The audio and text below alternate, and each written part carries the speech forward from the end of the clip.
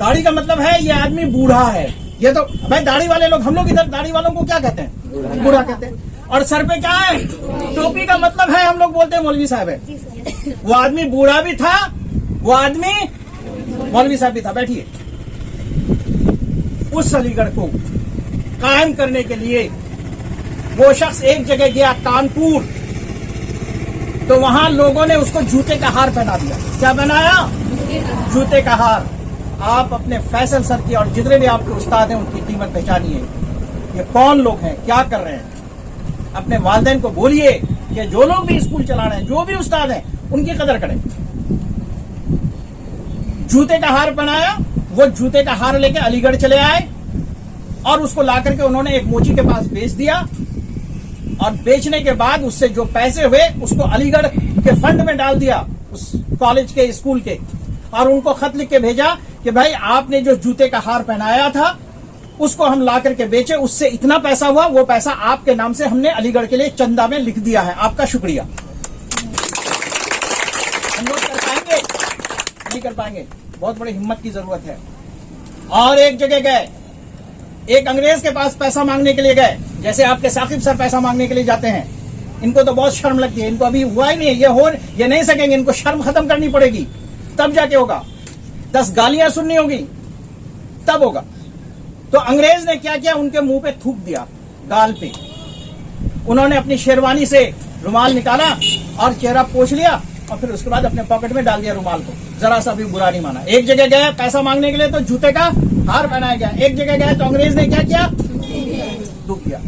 और एक जगह चले गए नवाब भोपाल के यहाँ, वहां उनको बिठाया गया और अंदर से तश्त आया, खानपोश डला हुआ। हम लोग जो किसी मेहमान के लिए नाश्ता ले जाते हैं तो ऊपर से कपड़ा ढकते हैं, वैसे ही उनके लिए ट्रे में करके आया नाश्ता ढका हुआ। और उसके बाद उनको पूछा चंदा चाहिए अलीगढ़ के लिए, कॉलेज बनाओगे, यूनिवर्सिटी बनाओगे? तो उन्होंने कहा हाँ जनाब। तो ये है, उठाओ कपड़ा। कपड़ा उठाया। आपको क्या लगता है उसमें नाश्ता था? नाश्ता नहीं था, उसमें घुंघरू थे। क्या थे? घुंघरू थे। उनको कहा कि इन घुंघरुओं को पहनो और नाचो। और सर सैयद अहमद खान उन घुंघरुओं को पहना और नाचा। मैं ये बात बोलता हूं, जिस जमाने में तुम्हारे बच्चों के लिए अलीगढ़ यूनिवर्सिटी में वो सर सैयद, वो बूढ़ा आदमी, वो टोपी वाला आदमी घुंघरू पहन करके नाच रहा था, उस जमाने में तुम्हारे बाप दादा खगरा मेला में नाच देखा करते थे।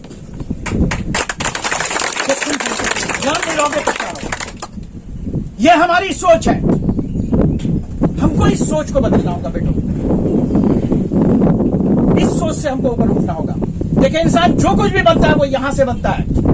हाथ, पैर, जबान, ये सब बात की चीज है। सारी चीजें पहले दिमाग से होती हैं। दिमाग में जैसी सोच होगी वैसे ही वो बनेगा। अगर आप सोच लेंगे कि हमको जिंदगी में एक कामयाब इंसान, पढ़ा लिखा इंसान बनना है, आप बन के रहेंगे। दुनिया की सारी ताकतें आपको बनाने के लिए लग जाएंगी। लेकिन अगर आप ये सोच लेंगे कि जैसा हमारे बाप दादा कर रहे थे, जैसा हमारे यहाँ हो रहा था, जैसा हमारे समाज में हो रहा है वैसे ही हो, तो फिर आपको पूरी दुनिया मिलकर के भी नहीं बना सकती। ये दूसरी बात मैंने आपको बताई। मैं आपको एक चीज बताता हूँ। अभी हम लोगों ने ये सारे लोग मिलकर के, इस इलाके के सारे लोग मिलकर के, इस इलाके की सबसे बड़ी तहरीक चली अलीगढ़, उसी अलीगढ़ मुस्लिम यूनिवर्सिटी को यहाँ कायम करने के लिए। हम लोगों ने यहाँ सीतलपुर में भी जमीन देखी, यहां भी आकर के हम लोगों ने बात की, वीसी को लाए दिखाने के लिए। उस जमीन, उस यूनिवर्सिटी को कायम करने के लिए ये हम लोगों ने एक लंबी तहरीक चलाई। आज की तारीख में सरकार की स्कीमें ऐसी आ रही हैं, ऐसी सहूलतें सरकार ने कर दी है कि भाई अब 100 एकड़ की जरूरत नहीं है। 10 एकड़ 20 एकड़ जमीन है, आप क्षमता रखते हैं, सलाहियत है, आपके पास लोग हैं, आप अच्छी तालीम दे सकते हैं, फिक्र कर सकते हैं। 20 एकड़ जमीन, 10 एकड़ जमीन लेकर के यूनिवर्सिटी खोल दीजिए, हम मंजूरी दे देंगे। चलाना होगा आप लोगों को। मैं आपको बताता हूं, एक यूनिवर्सिटी को चलाने के लिए सालाना मुश्किल से 200-300 करोड़ रुपया चाहिए। कितना चाहिए? 200-300 करोड़ रुपया। छोटी सी यूनिवर्सिटी चल जाएगी, उसमें आपको छोटी मोटी चीजें, कोर्सेज, मेडिकल की छोटी छोटी कोर्सेज, बहुत सब सर लोग चला भी रहे हैं अपने तौर पर, इंजीनियरिंग की कोर्सेज, इत्मीनान से 200-300 करोड़ में साल में चल जाएगा। आइए मैं आपको जो बात कहना चाह रहा हूं, हम लोगों के यहां जो शादियां होती हैं, उन शादियों में कम से कम एक शादी में औसतन, अब मैं डबल कर रहा हूं चूंकि मैं अभी देख लिया खर्चा, 10 लाख रुपया खर्च होता है। कितना होता है एक शादी में औसतन? मिसाल के तौर पर कोई अगर 5 लाख में भी कर लेता है तो किसी के यहाँ 10 लाख, 15 लाख, 20 लाख भी चला जाता है। ऑन एन एवरेज आप रखिए 10 लाख रुपया एक शादी पर खर्चा होता है। हम लोगों के इस पूरे सीमांचल में, आपका किशनगंज, अररिया, कटिहार, पूर्णिया, आपका उत्तर दिनाजपुर, सब मिला के सालाना कम से कम 10,000 शादियां होती है। कितनी? इसको जोड़ लीजिएगा ना तो 10 अरब रुपया सालाना खर्च होता है। कितने देर का है? जिन शादी को हम जिनके मानने वाले हैं, हम जिस नबी को मानते हैं, जिस दीन को मानते हैं, उसमें कहा 5-6 लोग जाइए, निकाह पढ़वा लीजिए, लड़की को लेकर के चले आइए। यहां तो यह हाल है कि बच्चे का खतना भी होगा तो उसके लिए कार्ड छपवाया जाता है। हम लोगों को रोज हमेशा झेलना पड़ता है, झगड़ा करना पड़ता है। चचेरे भाई के बेटे की शादी है, उसमें भी बच्चे को स्कूल से घर लेकर के आएंगे, लड़ाई करते हैं। कभी कभी यह धमकी देते हैं कि अगर आप छुट्टी नहीं दीजिएगा तो हम अपने बच्चे को निकाल लेंगे। आप ये बताइए, वो गार्जियन जो अपने बच्चों को शादियों में अटेंड करवाने के लिए इस तरह की हरकत करते हैं, वो बच्चे के हक में अच्छा करते हैं या बुरा करते हैं? मैं कहता हूं 5 साल 10 साल के लिए शादी के खर्चों को आधा कर दीजिए, इंशाल्लाह एक यूनिवर्सिटी चल जाएगी, इत्मीनान से एक यूनिवर्सिटी चल जाएगी। हमारे बच्चे जो इधर उधर भटक रहे हैं वो अपने घरों में रह करके अच्छी तालीम हासिल कर ले पाएंगे। दूसरी बात जो मैं वहां से कहना चाहता हूं, इधर भी ध्यान रखिएगा, हमारे बच्चे इन शादियों में मां के पेट में जब रहते हैं तब से वो शादी अटेंड करते हैं। क्या करते हैं? कब से? मां के पेट। तो आप कहेंगे मां के पेट में है तो अब उसमें उस बेचारे क्या कसूर है? बात तो सही है, उसका कोई कसूर नहीं है, लेकिन बाहर जो कुछ हो रहा है ना, उसका असर उस मां के पेट में पलने वाले बच्चे या बच्ची पर पड़ता है। आप कहेंगे कैसे? तो मैं आपको एक मिसाल दे रहा हूं। अल्लामा इकबाल का नाम कितने लोगों ने सुना? पढ़ते ही होंगे आप नज़्में उनकी। इकबाल की नज़्में आप लोग पढ़ते हैं? उनको रहमतुल्लाह अलैह बोलते हैं। रहमतुल्लाह अलैह किनको बोलते हैं? जो बुजुर्ग लोग हैं, जो इंतकाल कर गए हैं और बड़े बुजुर्ग थे, उन्हीं को बोलते हैं। हजरत ख्वाजा मोइनुद्दीन चिश्ती रहमतुल्लाह अलैह, हजरत निजामुद्दीन औलिया रहमतुल्लाह अलैह, उसी तरह से अल्लामा इकबाल रहमतुल्लाह अलैह बोलते हैं। जानते हैं क्या हुआ था?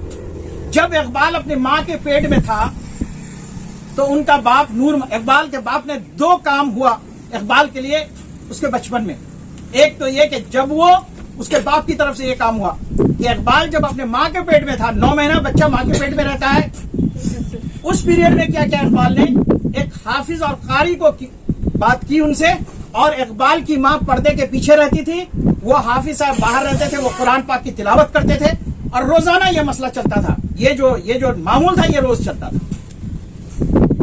तो इसका मतलब किसी को यकीन हो या नहीं हो, इकबाल के बाप और इकबाल की मां को तो इस बात का यकीन था कि बाहर जो कुरान पाक की तिलावत हो रही है उसके असरात कहां जा रहे हैं? बच्चे पर जा रहे हैं। बच्चा सुन रहा है, अल्लाह का कलाम सुन रहा है। जब तो इकबाल बना जिसको आज पूरी दुनिया क्या बोलती है? रहमतुल्लाह अलैह। अल्लामा इकबाल के साथ में क्या उसको लगाया जाता है? उनको किसके खाने में रखा जाता है? ख्वाजा मोइनुद्दीन चिश्ती रहमतुल्लाह अलैह के खाने में, हजरत निजामुद्दीन औलिया रहमतुल्लाह अलैह के खाने में। ये हुआ, ये काम इकबाल के बाप ने किया। इकबाल की मां ने क्या किया सुन लीजिए।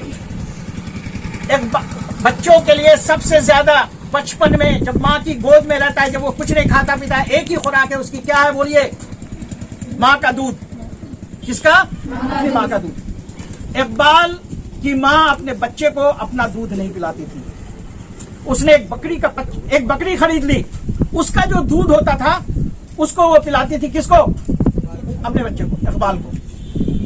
उसके बाप नूर मोहम्मद को पता चला तो उसने पूछा कि ऐसा क्यों कर रही हो? उसने कहा कि आप बैंक की नौकरी करते हैं और बैंक की नौकरी का पैसा चूंकि हराम है, हलाल नहीं है, मैं अपने बच्चे को हलाल रिस्क खिलाना चाहती हूँ, हराम नहीं खिलाना चाहती। ये कुर्बानी है।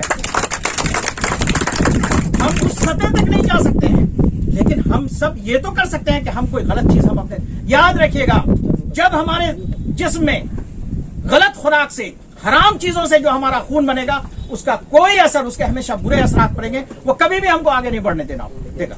इसलिए हमें ये चीज कोशिश करनी चाहिए, किसी के बस्ते का सामान नहीं निकाल लें, किसी की बेईमानी करके पैसा ना खा लें, किसी का चोरी ना कर लें। हम ठीक है, दूध पीने में मेरा इख्तियार नहीं था, मेरे माँ बाप का इख्तियार था, लेकिन जहां से हमको होश आया वहां से हम जितना अपने आप को बचा सकते हैं बचाएं। मैं जा रहा हूं वहां पर। ये बच्चे अपनी माँ के पेट में रह करके क्या देखते हैं? उन शादियों में क्या देखते हैं कि सोसाइटी का, हमारे समाज का सबसे इंपॉर्टेंट पर्सन अगर कोई है तो वो दूल्हा है। कौन है? दूल्हा है। वो बड़ा बड़ा डॉक्टर, IAS भी वहां पर अगर मेहमान लोग मौजूद है और जब दूल्हा गाड़ी से उतरेंगे तो सब के सब खड़े हो जाएंगे इस्तकबाल के लिए। इसका मतलब उस दिन का मोस्ट VIP पर्सन वही है। दुल्हन जब जाती है उसके लिए भी वही होता है। तो हमारे बच्चे, छोटे छोटे बच्चे, ये 6, 7, 4, 5 क्लास से यही देखते हैं कि समाज जो हमारा सबसे ज्यादा इज्जत देता है वो किसको देता है? दूल्हा को देता है। और सबसे ज्यादा इज्जत अगर किसी को देता है तो दुल्हन को देता है। नतीजा ये होता है कि हमारे उम्र है उस वक्त तक आप भरपूर आप पढ़ाई कर लीजिए, ये वक्त और फिर दोबारा मिलेगा नहीं। शादी ब्याह ये सारी चीजें होती रहेंगी दुनिया में, आपकी जिंदगी में। हमारा समाज चूंकि दूल्हा को कदर करता है, हमारा समाज चूंकि दुल्हन की कदर करता है, इसलिए हमारे बच्चे और बच्चियां दूल्हा और दुल्हन बनने के फिराक में रहती है। उसकी जगह पर हमारा समाज, कोई बच्चा अच्छा कर गया, किसी का नवोदय में हो गया, किसी का अलीगढ़ में हो गया, किसी ने बहुत अच्छी, किसी का मेडिकल में हो गया, उसके लिए समाज के लोग अगर जमा होकर के उनके लिए फंक्शन करता तो ये सामने बैठने वाले बच्चों को हमेशा एहसास होता कि नहीं, इनको समाज इज्जत करती है, इज्जत करता है, इनको हार पहनाता है। हम भी अगर ऐसा करेंगे तो एक दिन हमारा भी वही मकाम होगा। तो इनको हौसला जो कुछ मैं आपको यहाँ पर दूसरी बात यह कहना चाहता हूं, हमारा इख्तियार हमारे माँ बाप पर नहीं है। ये बात आप जान लीजिए। आप अपने माँ बाप की सोच बदल नहीं सकते, बदल जाएगी आपके हिसाब से, उनकी सोच बदलेगी, लेकिन आप बदलने की कोशिश ना करें उनको। आप अपनी सोच बदलें, हम अपना अंदाज बदल दें, इंशाल्लाह बदल जाएगा। और अगर नहीं होगा तो 10 साल 5 साल और रहेगा समाज इसी तरह से ना। जब हम लोगों का जनरेशन आएगा, आपका जनरेशन आएगा, इस सोच वाला जनरेशन आएगा तो समाज बदला हुआ मिलेगा। ये चंद ऐसी बातें मैं कहना चाह रहा था आपके साथ। हो सकता है मैं वो सारी बातें गैर जरूरी बोल गया।